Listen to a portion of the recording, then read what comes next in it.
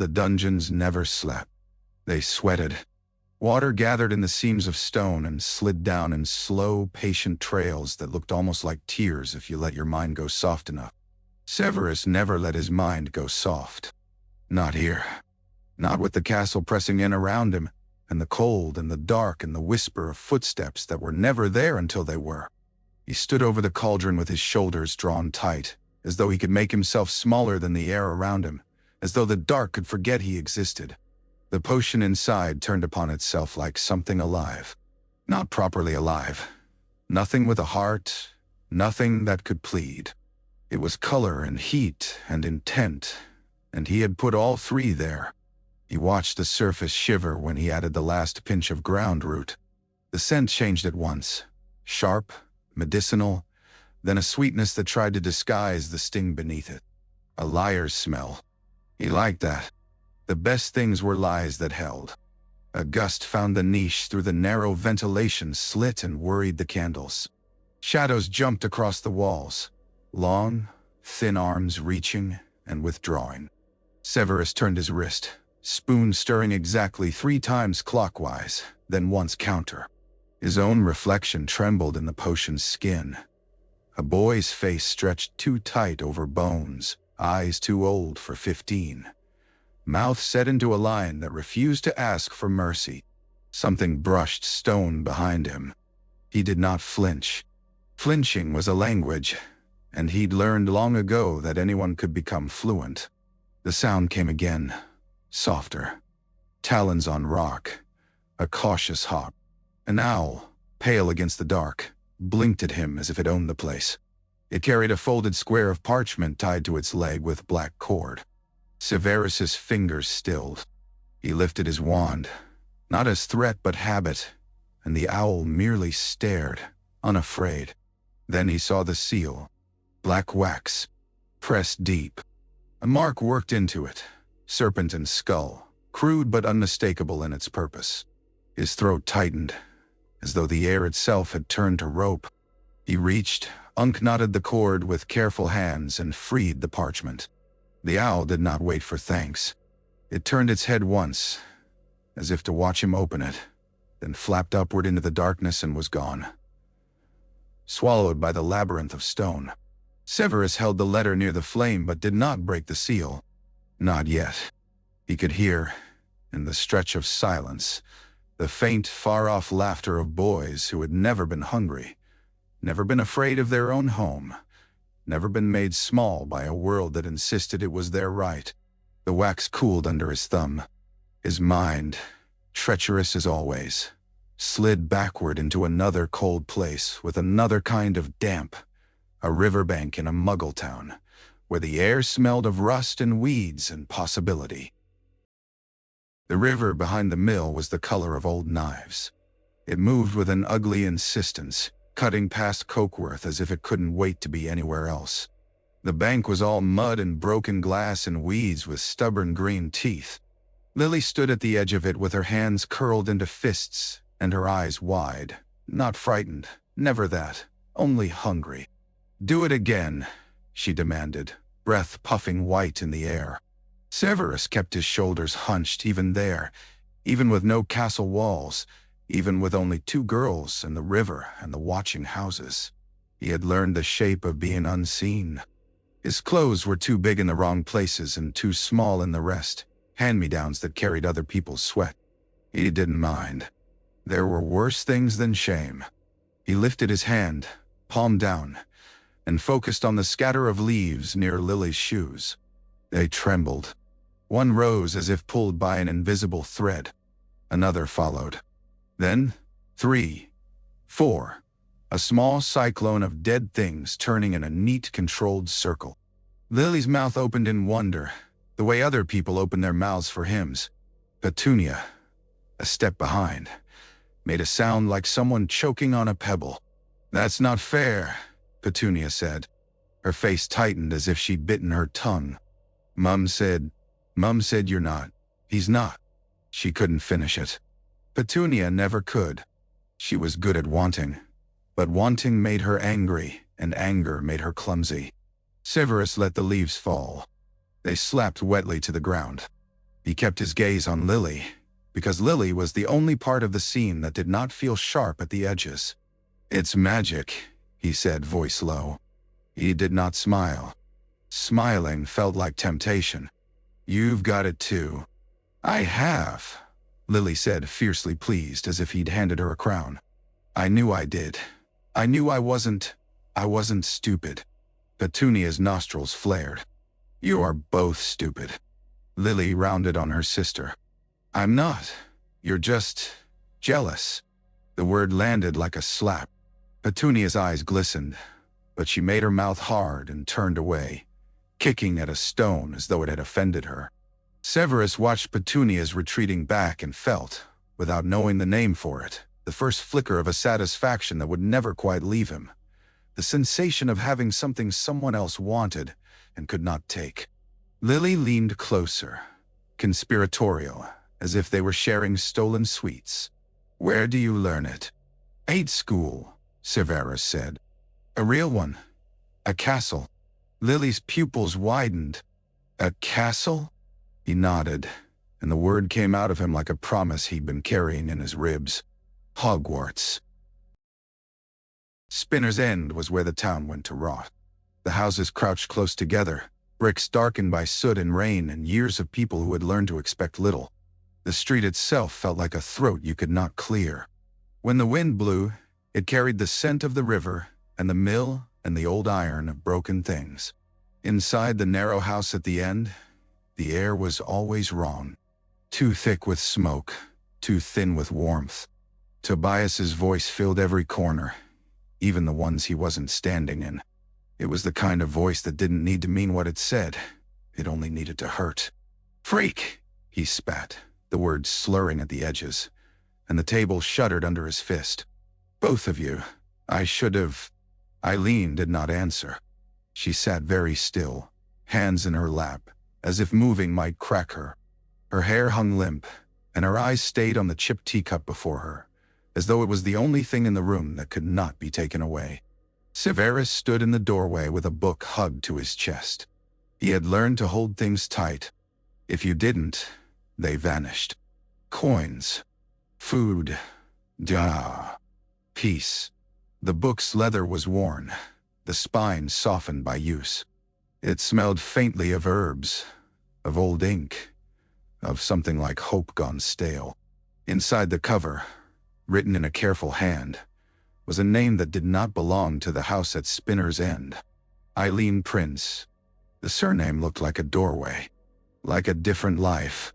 When Severus traced it with his finger, he felt a strange warmth in his blood, a sense of inheritance that had nothing to do with Tobias's shouting, and everything to do with what lay hidden beneath a life you hadn't chosen.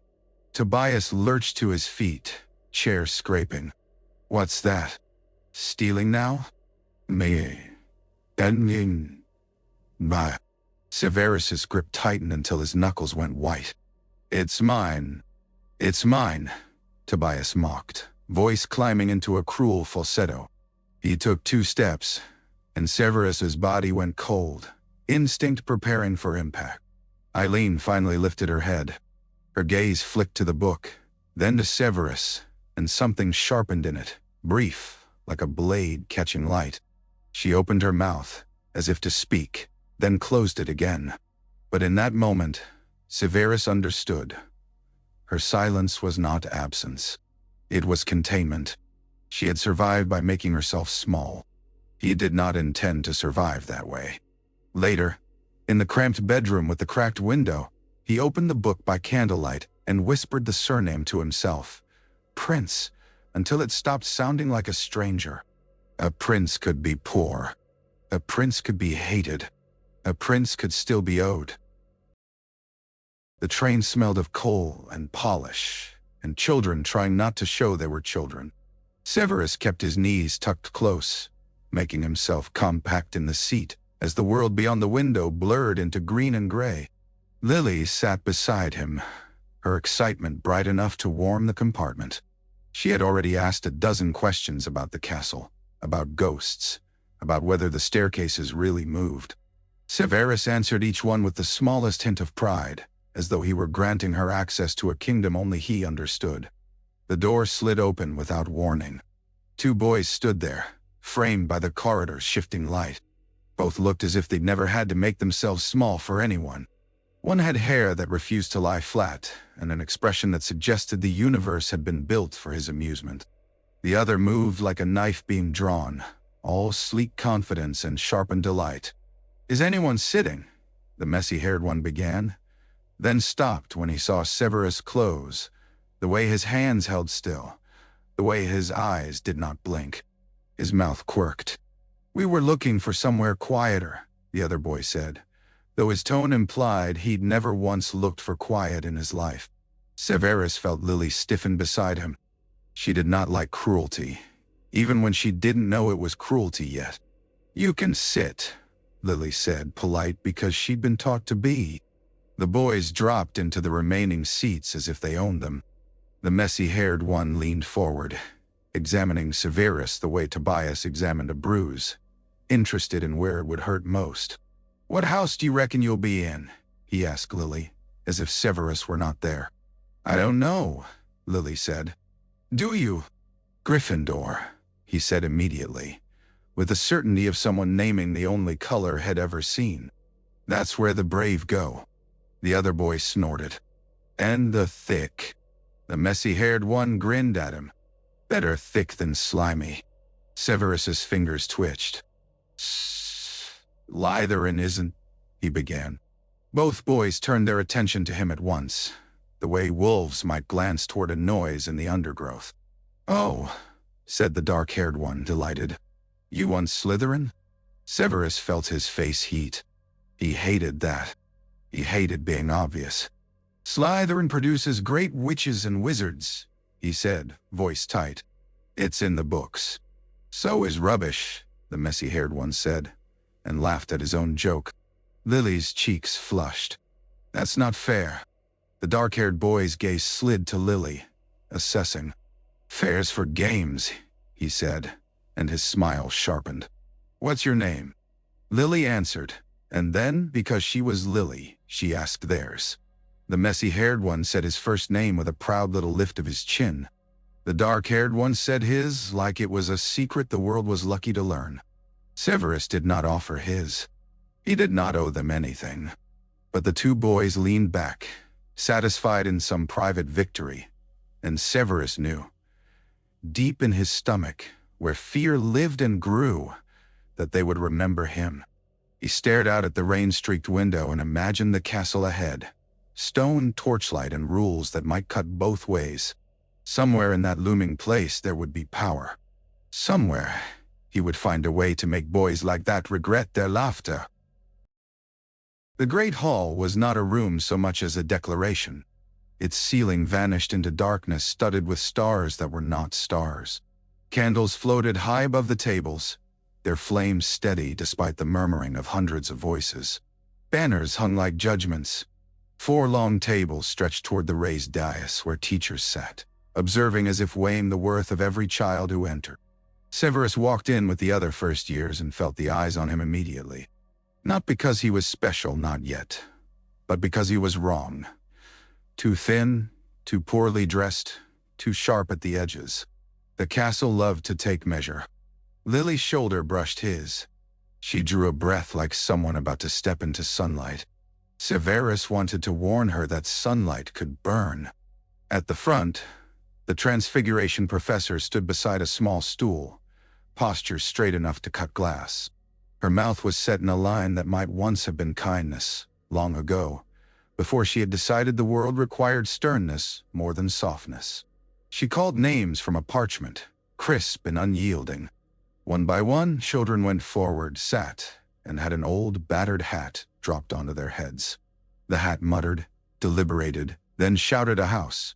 Applause rose in waves, each table cheering its own. Severus watched a boy vanish into Gryffindor's red and gold, then a girl into Ravenclaw's blue. He felt the pull of Slytherin like a current beneath his feet, cold and certain. He had read about it.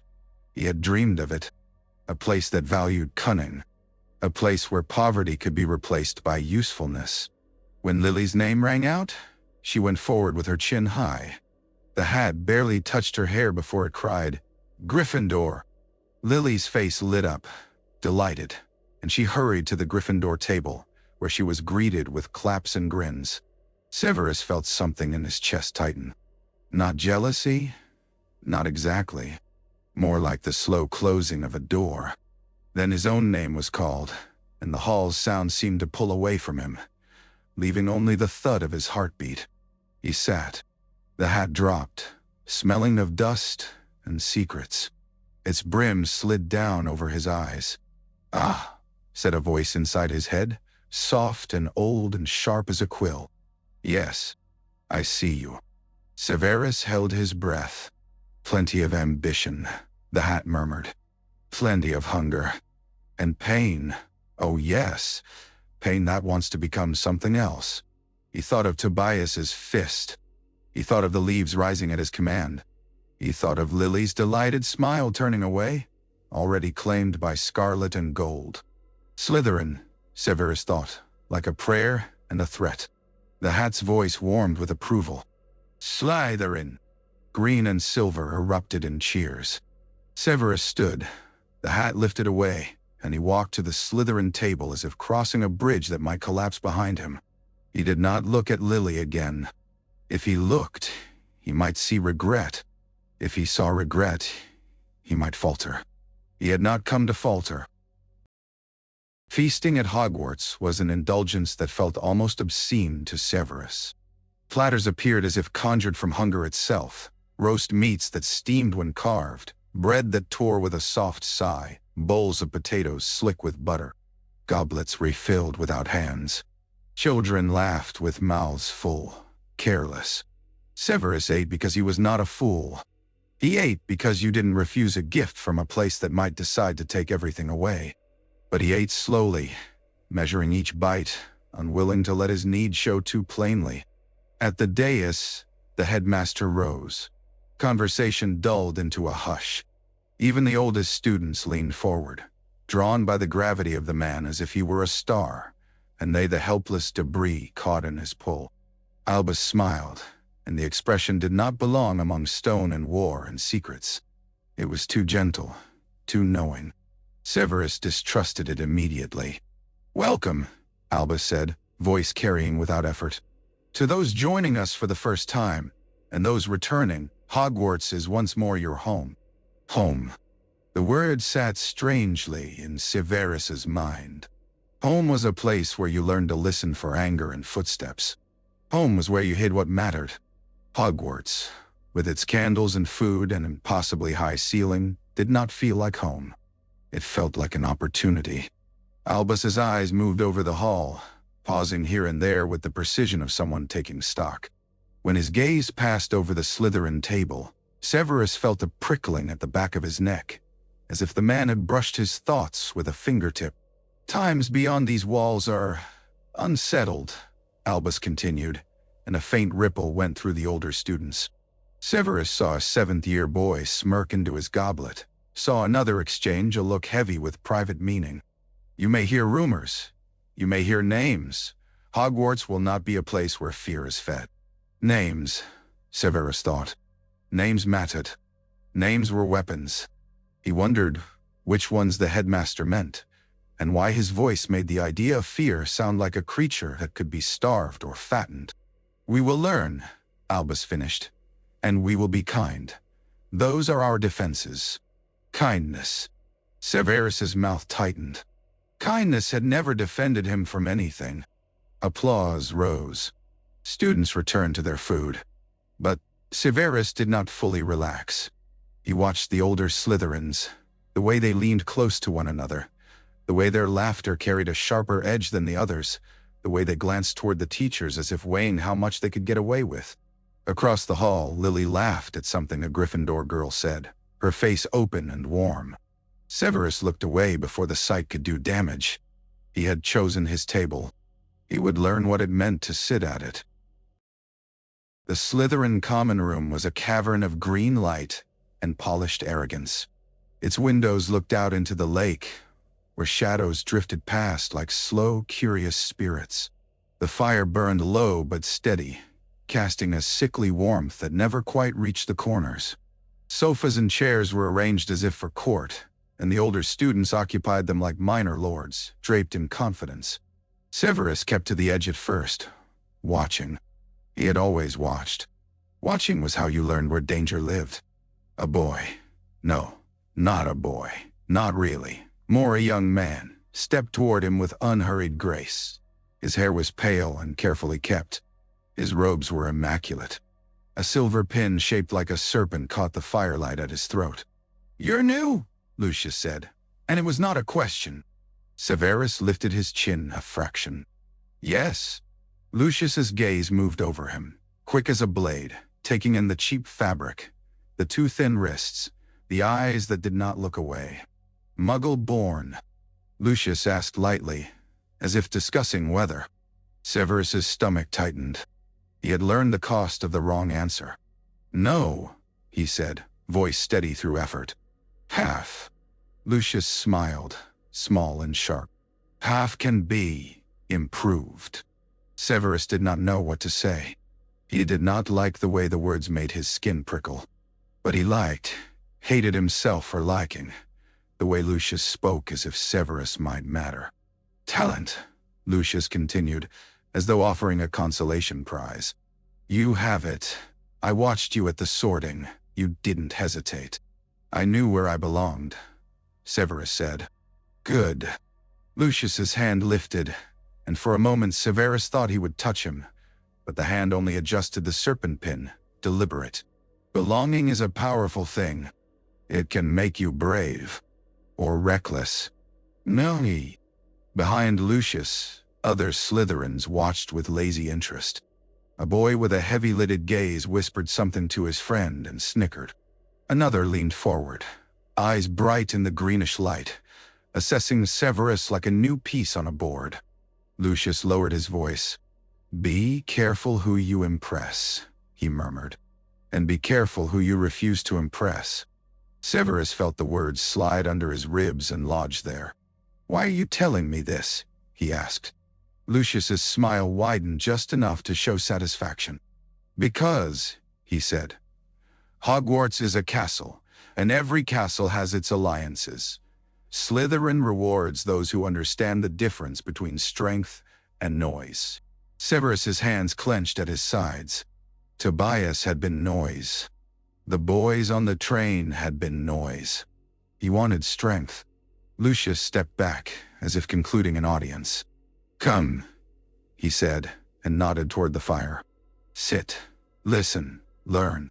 Severus moved forward, and as he did, he felt the castle's damp stone and green light rearrange themselves around him into something like a future. Potions was the first place Severus felt the shape of power settle comfortably into his hands. The dungeon classroom was warmer than the corridors, thick with steam and sharp smells. Crushed leaves, scorched roots, the metallic tang of sliced larvae. Copper cauldrons gleamed dully in the low light. Shelves lined the walls, crowded with jars that held pickled things that looked like they had once begged. The potions master moved between tables with a satisfied air, as though he were shepherding a flock of promising investments. Horace's waistcoat strained against his middle, and his voice boomed whenever someone made a mistake, but it softened when he saw something he liked. "Stir counterclockwise, dear boy, counterclockwise," Horace called to a trembling Hufflepuff, then turned towards Severus and paused. Severus did not look up immediately. He kept his attention on the potion, on the subtle shift in viscosity, on the way the surface caught light. He adjusted the flame with a flick of his wand. He added his ingredients in an order the textbook did not suggest, because the textbook was written for average minds. When he finally lifted his eyes, Horace was watching him with open interest. Horace said, leaning closer. "And why did you add the crushed seed before the bile?" "Because the bile binds better when the base has cooled," Severus said. His voice came out flatter than he intended. He tried again, sharper. "Otherwise it curdles." Horace's brows lifted. "Quite right, quite right." He straightened, hands clasped over his stomach. "You've a knack." Severus felt something hot and bright under his skin. Not happiness. Something more dangerous. Validation. At the next table, Lily's potion gave off a clean, sweet scent.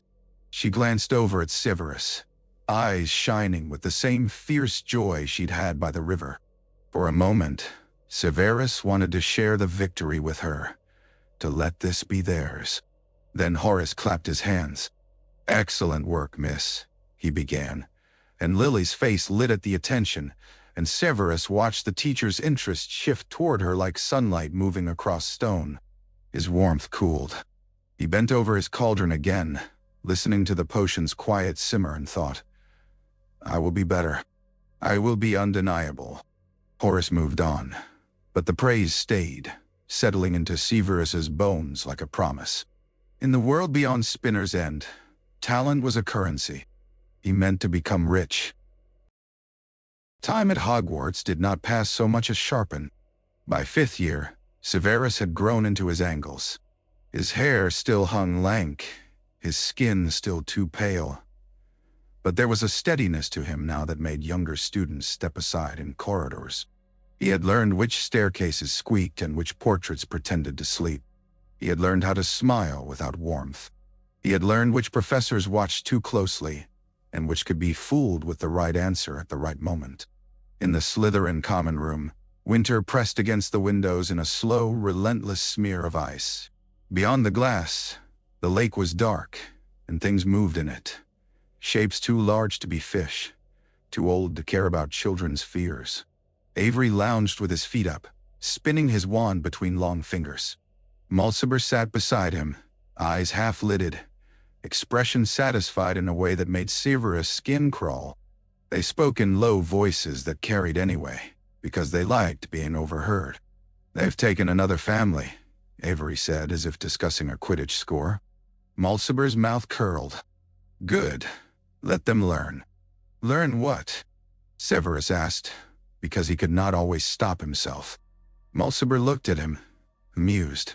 "That blood matters," he said. "That power matters. That the old ways are dying, and something better is rising." Avery leaned forward, eyes bright as coins. "You know whose mark this is?" he asked, tapping the black wax-sealed letter on the table. Severus did not answer at once. The seal's impression seemed to pulse, serpent and skull pressed deep as if the wax had been branded rather than stamped.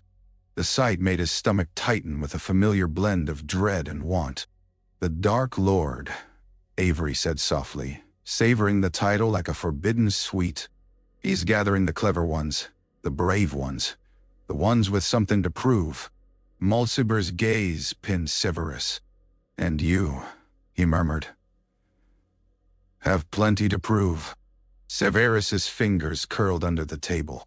He thought of Lily's face when she spoke to him now, still kind, still stubborn, but edged with wariness. He thought of James' laughter. He thought of Tobias's fist. He thought of Lucius, gone from the castle but not from Severus' life, leaving behind whispers like a scent trail. The letter sat between them like a door. All Severus had to do was open it. He had carried it down into the dungeons tonight, away from curious eyes. He had stood over his cauldron, pretending the potion mattered more. But the wax had cooled under his thumb, and the past had come for him, as it always did. He reached for the seal. The corridors between classes were battlefields disguised as hallways. Severus had learned to move quickly, to keep to the edges where the stones were colder and the torches burned lower. He had learned to listen for laughter that wasn't friendly, for footsteps that grew louder in unison. Still, some traps were laid too well to avoid. He turned a corner and found James and Sirius waiting as if they'd been carved there. Their posture was loose, casual, but their eyes were alert. Hunters. "Oi," James said, cheerful as a knife. "Going somewhere?" Severus stopped. Behind him, a few students slowed, pretending they weren't watching. They always watched. Fear made cowards into spectators. "Yes," Severus said flatly. He tried to step around. Sirius shifted, blocking him with an easy grace that made the movement feel like an insult. "Where's the hurry?" Sirius asked. "Afraid you'll miss your next lesson and being miserable." A couple of snickers rose from the crowd. Severus felt heat creep up his neck. He held it down with effort. "Move," he said. James's grin widened. "Or what? You'll hex us? With what? A recipe?" Severus's fingers tightened on his wand. He could feel the spell he'd been working on, half-formed, sharp-edged, restless in his mind. He could end this. He could draw blood. He could make them understand consequences. Then Lily appeared at the end of the corridor, her hair bright even in the dim. She slowed, seeing the scene, her face tightening. "Leave him alone," Lily called, and there was steel beneath the kindness now. James' expression softened in a way that made Severus nauseous. "It's just a bit of fun," James said, voice suddenly gentle. "It's not fun," Lily said. Her gaze flicked to Severus, and he felt absurdly, like he'd been found wanting. "Severus, come on." He hated that she said his name like an invitation to be better. Serious eyes gleamed. "Go on then," he said, stepping aside with a mocking bow. "Off you trot." Severus pushed past, shoulder brushing Sirius' robe. He kept his face blank, but inside, something twisted tighter. He could hear their laughter behind him as if it were a chain dragged along stone. Lily caught up, walking beside him. "You don't have to let them." Severus cut her off. "I'm fine." Lily's mouth tightened. "You're not." He did not answer. Words were dangerous. Words revealed. He saved his words for his book, for his cauldron, for places where they could become something that bit back. Behind his sleeve, the black wax seal pressed against his skin like a bruise. The dormitory was quiet in the way a sleeping creature was quiet. Never fully safe, always capable of waking with teeth. Other boys breathed in uneven rhythms. Someone muttered in his sleep. The lake's green light shifted against the ceiling like slow-moving smoke. Severus sat on his bed with the curtains half-drawn, candle cupped in his hand to keep its flame from betraying him. His textbook lay open on his knees. The pages were stained, corners bent, margins packed with ink so dense it looked like a swarm of insects. Where other students saw instructions, Severus saw possibilities. He corrected measurements, adjusted timings, scribbled warnings in sharp slashes of handwriting. Inside the cover, a name stared back at him. One he had written with deliberate care. Half-Blood Prince. He had chosen it because it hurt in the right way. Because it took the thing people used to diminish him and turned it into a title. Because Prince belonged to his mother's blood, and half-blood belonged to his father's sneer, and he was tired of being claimed by either without consent. He dipped his quill again and wrote out a spell he'd been shaping in his head for weeks, coaxing it into letters like drawing a blade from a sheath. He did not write the full incantation yet. Not until he was sure. Spells were promises. You did not make them lightly. Across the page, he sketched the effect in shorthand. A thin line, then branching slashes, then a note. For enemies, for arrogance, for those who laugh. His candle guttered. He steadied it, eyes narrowing. The castle was full of rules designed to protect, but Severus had learned that protection was never equally distributed. James broke rules like twigs and was called spirited. Sirius broke them and was called brilliant. Severus broke one and would be called exactly what Tobias called him. So he made his own defenses. The black wax letter lay beside the book, unopened, its seal a dark eye. Severus stared at it until the candlelight made it seem to pulse. His fingers itched to break it. He thought of Lily's voice in the corridor, trying to pull him toward decency as if decency were a shelter. Shelters could be burned. He pressed his thumb to the seal and, with a slow, precise motion, snapped it. The letter was brief. That was part of its cruelty. Tonight, D. After curfew. Come alone. Bring what you can prove. No signature. No explanation. Only the impression of the serpent and skull pressed into the wax, as if the symbol itself were the author. Severus read it 3 times, then burned it over his candle until the edges curled into black petals.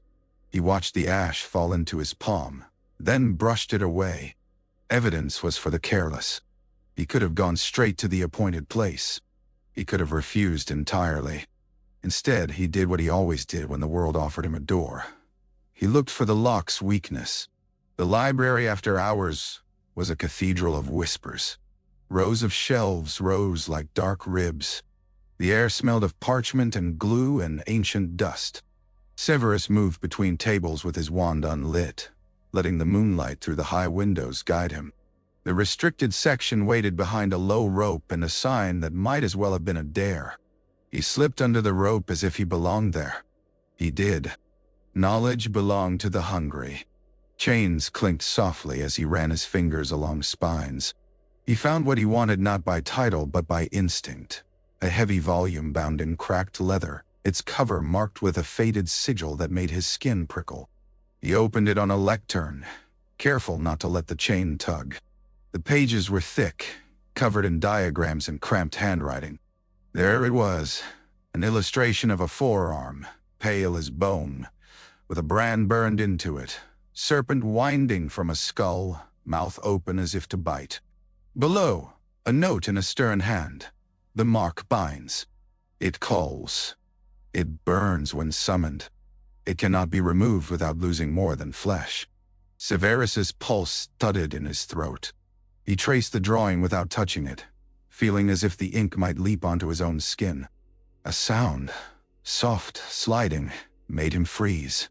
Between two shelves, a pair of eyes glinted in lantern light. A cat. Then beyond it, the slow, steady sweep of a lantern carried by someone larger.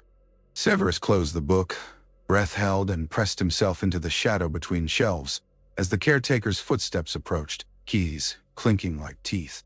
He waited, motionless, while the lantern glow passed, while the cat's tail flicked with suspicion.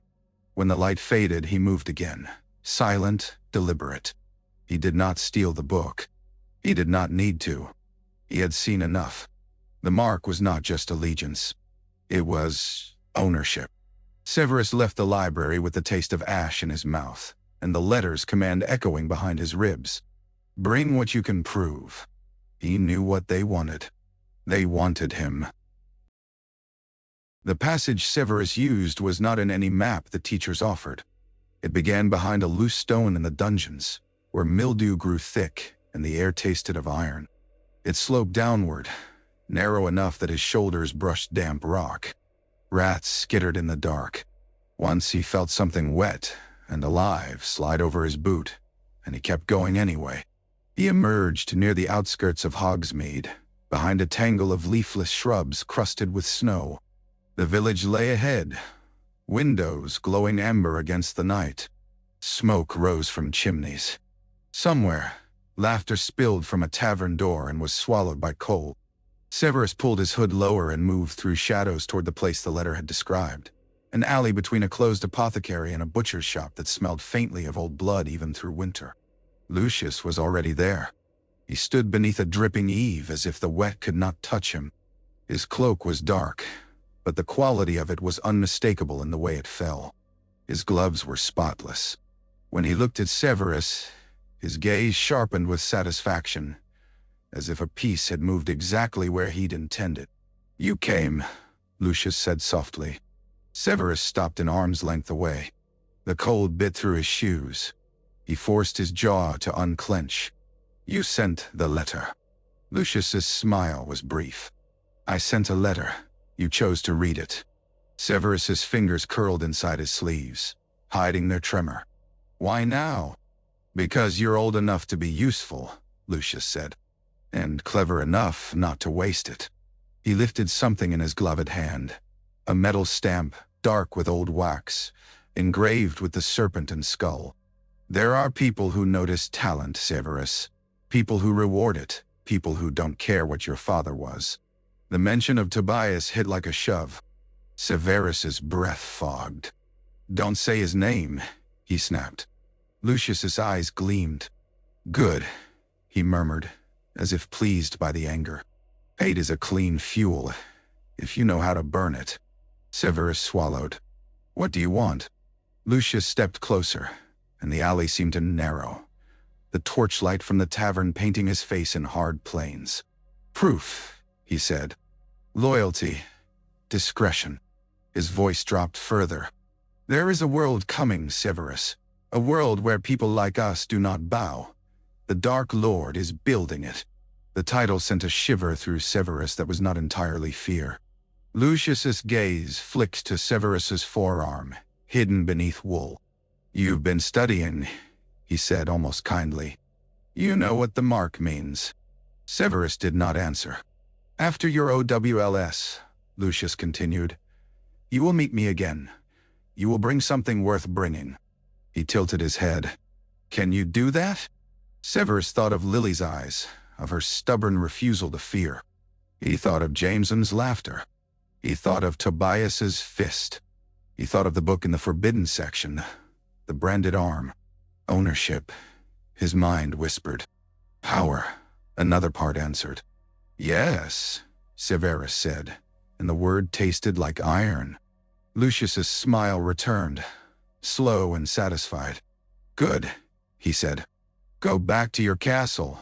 Study. Endure. His eyes narrowed. And do not tell your little Gryffindor friend. Severus flinched despite himself. Lucius's voice softened into something almost gentle. Some doors, he said, close behind you forever. Then he stepped back, vanishing into the night as if the village itself had swallowed him. Severus stood alone in the alley, snow settling on his shoulders like quiet judgment, and knew he had already taken the first step. Lily found him the next day as if she'd tracked him by instinct.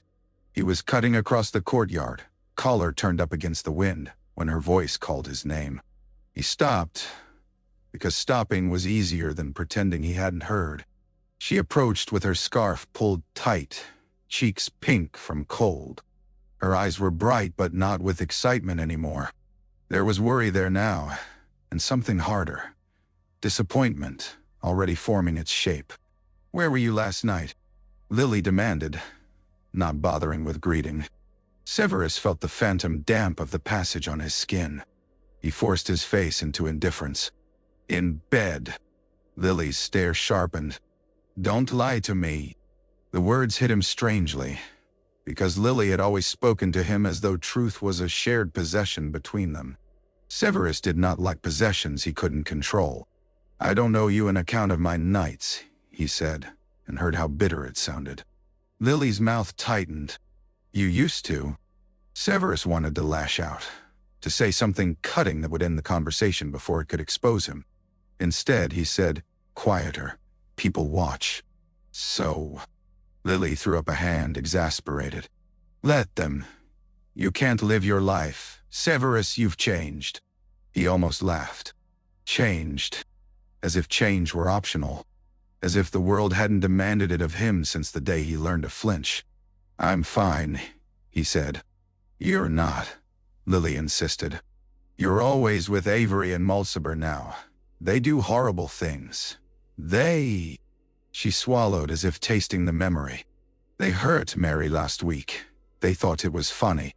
Severus's stomach tightened. He had heard about it. He had told himself it wasn't his business. He had told himself that if he looked too closely, he might see the cost of belonging. They're just... he began. Don't, Lily snapped, sudden fury flashing. Don't defend them. The wind gusted, sending dead leaves skittering across stone. Lily's hair whipped across her face and she shoved it back, eyes fixed on him. I know they've been talking to you, Lily said, voice lower now. I know you like being included. But if you keep going, if you keep... She faltered, then said the words as if they hurt her mouth. If you keep hanging around people who think like that, you'll become like that. Severus felt heat rise in him, hot and humiliating. And what, Lily? I'm supposed to become like you? Like James? Lily's eyes widened. I didn't say. You don't have to say it, Severus snapped. You look at me like I'm a project, like I'm something to be corrected. That's not true, Lily said, and there was rawness in her voice now. I just care. Care. The word was a hand reaching for him, and Severus hated how much he wanted to take it. He looked away, jaw tight. I have studying to do, he said. Lily stepped closer. Severus. Footsteps approached, light and confident. Severus turned, and there was James, strolling into the courtyard as if it were his personal stage. Sirius followed, grin already forming.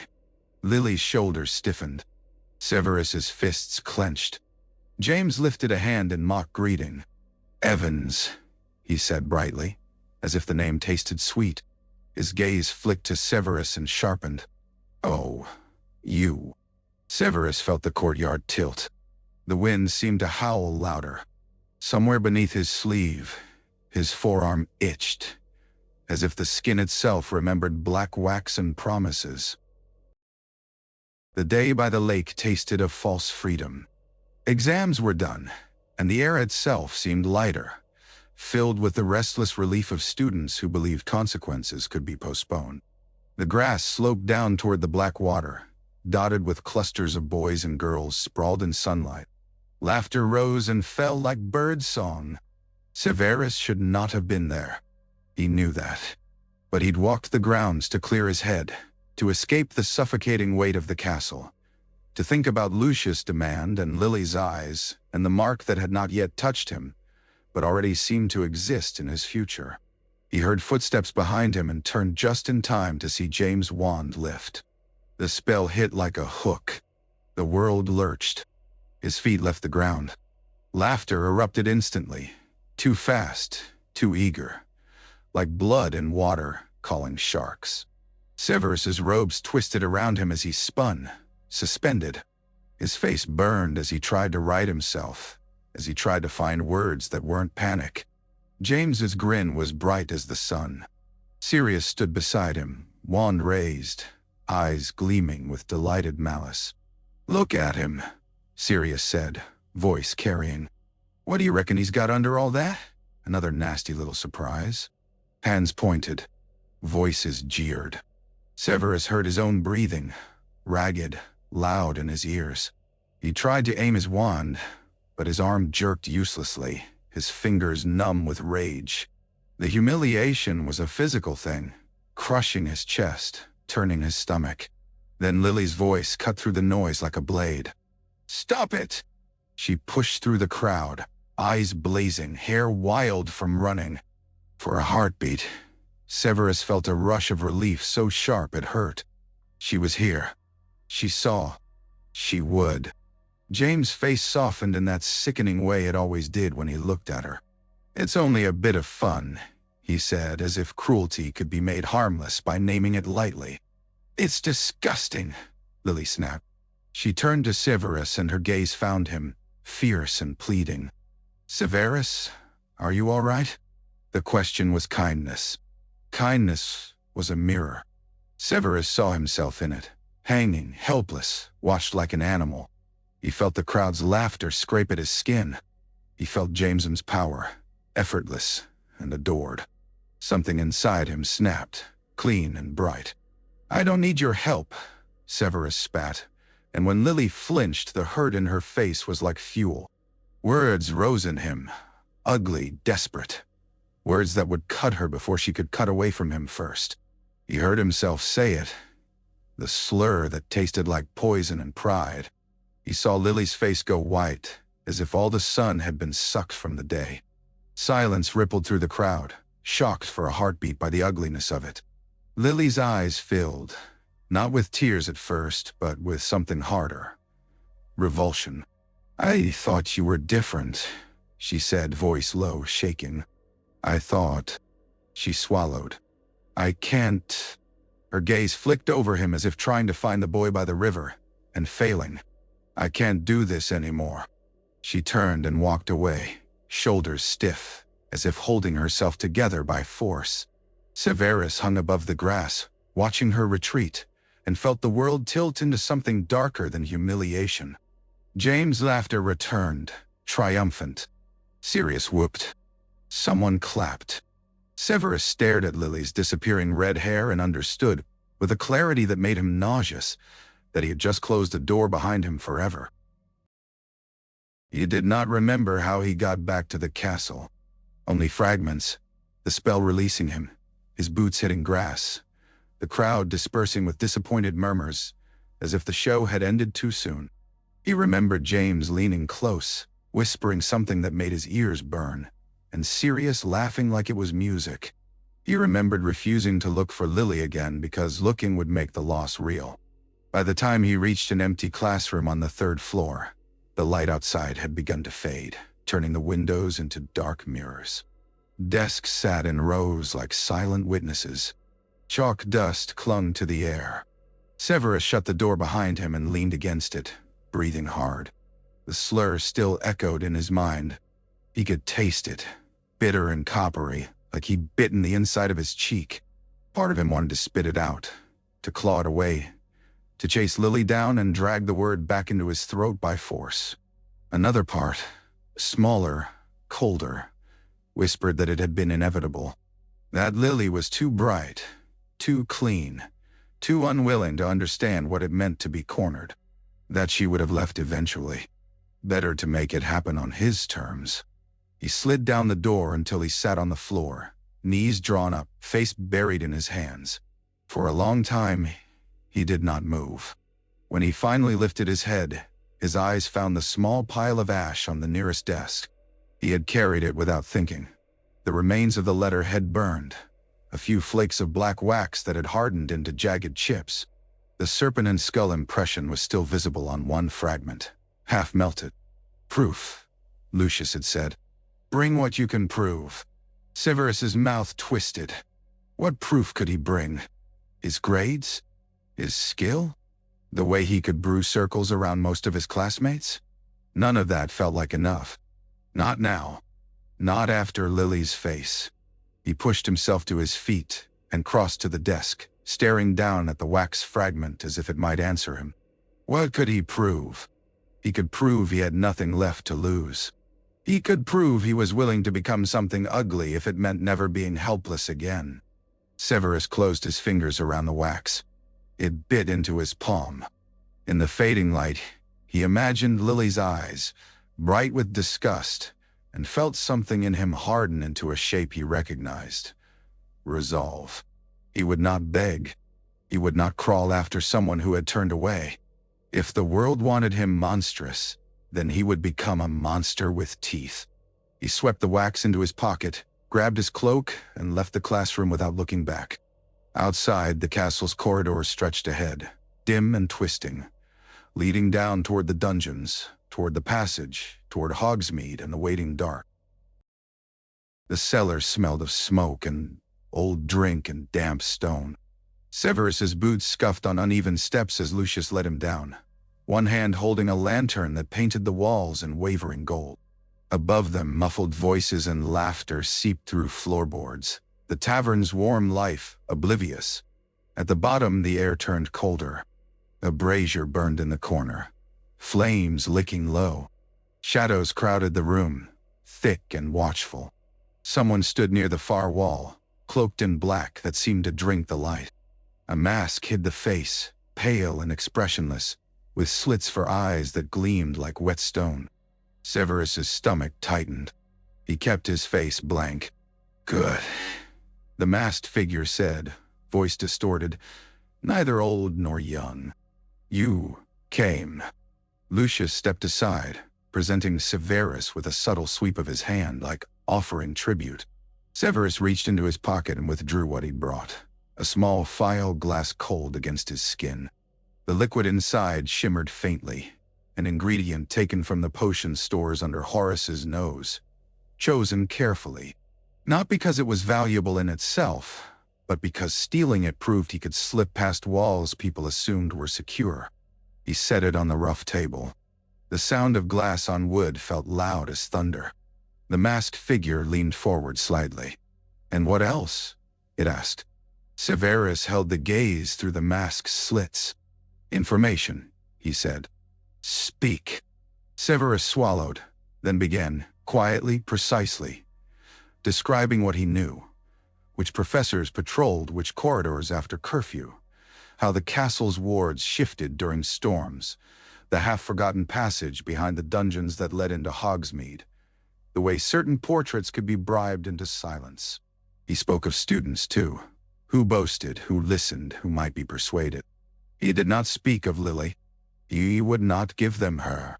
Lucius watched with a faint approving smile, as if Severus were reciting well-learned lines. When Severus finished, the masked figure was silent for a long moment. The brazier crackled. Somewhere above, someone laughed at a joke. "Clever," the figure said finally. "And bitter." Severus did not deny it. "Bitterness can be shaped," the figure continued. "It can become devotion, or it can become weakness." A gloved hand slid a dagger across the table until it stopped near Severus' fingers. "Which are you?" Severus stared at the dagger. Its blade caught the brazier's light and threw it back, sharp and cold. He thought of Lily walking away. He thought of James's laughter. He thought of Tobias's fist. He picked up the dagger. The masked figure's head tilted, attentive. Severus drew the blade across his palm, shallow but deliberate. Pain flared, quick and clean. Blood welled bright against his pale skin. He let it drip onto the parchment laid on the table, staining it like a signature. "I'm not weak," he said, voice steady through the sting. Lucius's smile widened. The masked figure leaned closer, as if breathing in the moment. "Then kneel," it said softly, "and meet the one who decides what you are." Severus's pulse hammered. The brazier's heat felt like a living thing against his face. He knelt. The room changed before Severus understood what had shifted. The air thickened, as if the cellar had inhaled and was holding the breath. The brazier's flame bent sideways, drawn towards something unseen. Even Lucius, so composed, so practiced, went subtly still, spine straightening as if in the presence of royalty. Then a figure stepped out of shadow like a thought becoming flesh. Voldemort did not look like the stories whispered by frightened adults. Not yet, perhaps. Not entirely. There was still the echo of a man in him, tall, robed, deliberate. Yet the humanity had been pared away, leaving something cold and sleek beneath. His skin was too pale, his features too sharp, his eyes too dark. When he looked at Severus, it was not like being seen. It was like being examined. Severus's mouth went dry. He forced himself not to recoil. He held his posture, kneeling, spine straight, as he'd seen Lucius do before authority. "You are Severus," Voldemort said, voice soft, almost conversational, and it carried absolute certainty. Hearing his name in that voice made Severus' skin prickle. "Yes," he managed. Voldemort's gaze flicked to Severus's bleeding palm, to the blood-darkened parchment, to the file on the table. "Clever," he murmured, and there was faint amusement in it, like a knife being turned thoughtfully. "And angry." Severus did not deny it. Denial was for those who still hoped to be forgiven. Voldemort stepped closer. The brazier's light caught on his robes, swallowing it rather than reflecting it. "Tell me," Voldemort said. "What do you want?" The question was simple. That made it dangerous. Severus thought of Lily's face, bright with revulsion. He thought of James's effortless laughter. He thought of Tobias's fist. He lifted his chin a fraction. "Power," he said. Lucius's breath was almost a laugh behind him, restrained. Voldemort's mouth curved, not into warmth, but into satisfaction. "Honest," he said softly. "Good." A gloved hand, long-fingered, unnervingly gentle, closed around Severus' wrist and pulled his arm forward. Voldemort pushed Severus's sleeve back, exposing pale skin. Severus's pulse hammered so hard it hurt. Voldemort lifted his wand. The tip hovered over Severus's forearm, and for a heartbeat, Severus thought of the illustration in the Forbidden Book, the warning beneath it. Cannot be removed without losing more than flesh. He did not pull away. The wand touched skin. Pain exploded, white-hot immediate, like being branded with molten metal. Severus's breath tore from his throat in a sound he could not swallow. His muscles jerked, but Voldemort's grip held him steady with effortless strength. The mark formed beneath the wand as if ink were being poured into his blood. Skull first, then serpent, curling, biting. It burned into him with a purpose that felt older than the castle, older than his own life. Severus clenched his teeth until his jaw ached. He would not scream again. He would not give the room that satisfaction. Voldemort leaned closer, eyes fixed on Severus' face. "You will serve," he said, voice quiet as snowfall. "You will be called, and you will come. You will belong." Belong. The word landed like a chain and a crown at once. Severus's vision blurred from pain. He forced himself to meet Voldemort's gaze anyway. "Yes," he rasped. Voldemort released his wrist. The burning did not stop. It pulsed, alive, as if something beneath the skin had woken and begun to breathe. Lucius's hand settled briefly on Severus' shoulder, a gesture that might have been congratulation or ownership. Voldemort stepped back into shadow. "Return to your school," he said. "Learn. Watch. Wait." Severus swallowed, tasting blood where he'd bitten his tongue. He stared at the dark mark on his arm. Still raw, still smoking faintly in the brazier's light. He had wanted power. He had been given a brand. The passage back to Hogwarts felt longer. Severus moved through it with his arm pressed tight to his side, sleeve tugged down as far as it would go. The mark burned with a slow, insistent throb, like a second heartbeat in his skin. Every so often it flared hotter, and his breath would hitch, and he would have to stop in the dark and bite down on the inside of his cheek until the pain steadied. When he emerged behind the loose stone in the dungeons, the castle greeted him with damp silence. It was that hour when even ghosts drifted quieter, when portraits seemed to hold their gossip in their frames, when the torches burned low as if tired. Severus slid the stone back into place, fingers numb from cold, and listened. Nothing. Nothing. No footsteps. No voices. He began to climb. Each stair felt like an act of defiance. He was still a student. He still had classes. He still had essays to write and detentions to avoid. The absurdity of it pressed against him, branded by a dark lord and yet expected to sit at breakfast and pass the jam. His mark flared suddenly, sharp and hot, and he froze, breath held. A call. Already? His pulse thundered. Then it eased, fading to a dull ache.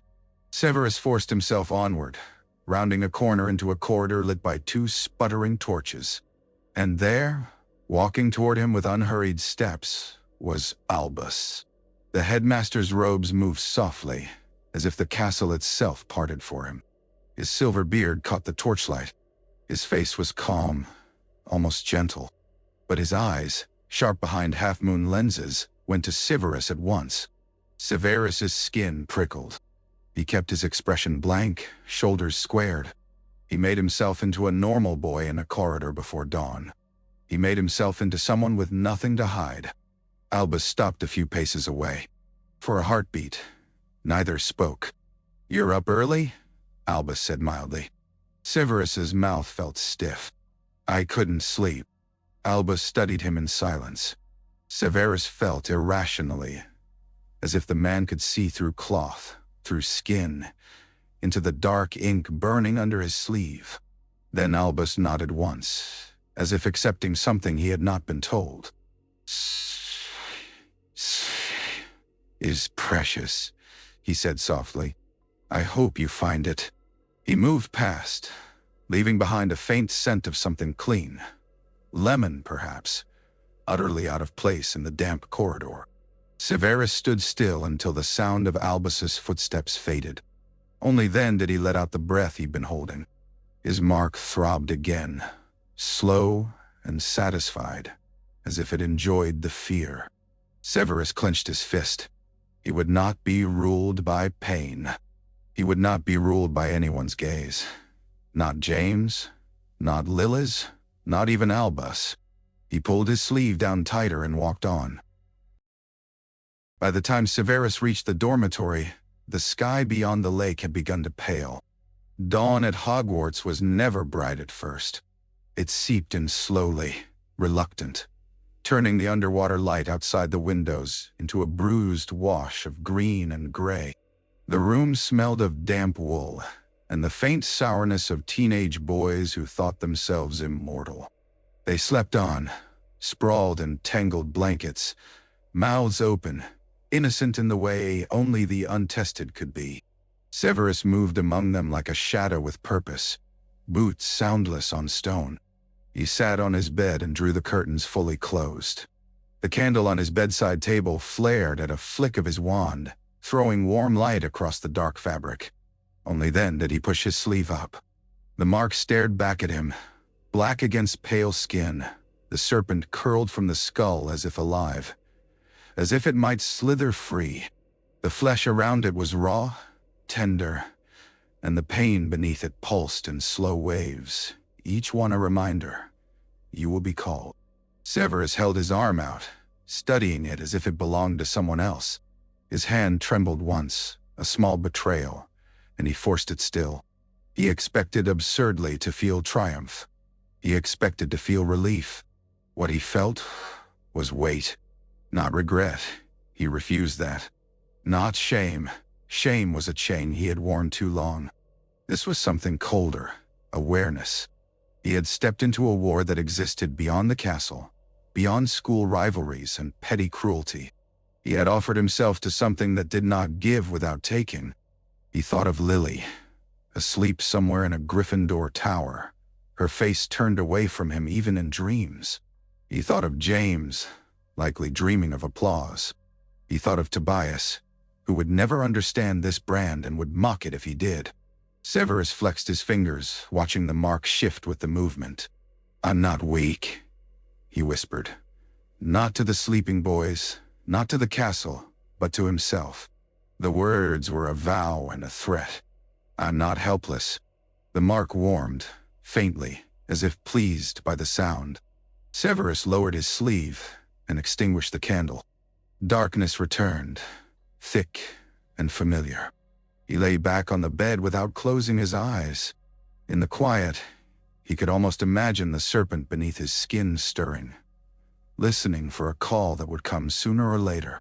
And Severus, staring into the dark, found that he was no longer afraid of the call. He was afraid of how eagerly he might answer.